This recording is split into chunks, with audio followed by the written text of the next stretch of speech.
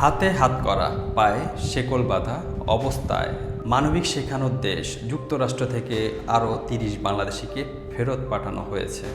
গত ৪ তারিখ রাতে তাদের বহনকারী বিশেষ ভাড়া করা উড়োজাহাজ শাহজালাল আন্তর্জাতিক বিমানবন্দরে পৌঁছায়। রানওয়ে পর্যন্ত শেকল বেঁধেই তাদেরকে আনা হয়েছে। রানওয়ে থেকে শেকল খুলে অ্যারাইভাল গেটে নেওয়া হয়। এই সময় কাউকে তাদের কাছে যেতে দেয়নি, কাউকে কোনো ধরনের ছবিও তুলতে দেয়নি।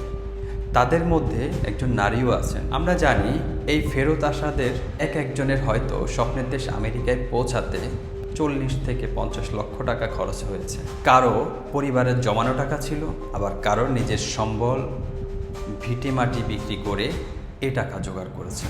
এই যে খালি হাতে ফিরে আসলেন, এখন দেখবেন পরিবার ও সমাজের আসল চেহারা। তাই যুক্তরাষ্ট্রে থাকা বৈধ ডকুমেন্ট নেই এমন সকল ভাই বোনদেরকে সতর্ক থাকার অনুরোধ জানাচ্ছি। আল্লাহ আপনাদের সহায় হোক, আমিন। এই রকম সতর্কতামূলক ভিডিও পেতে ফেসবুক বা ইউটিউবে সার্চ করুন JA মোহন।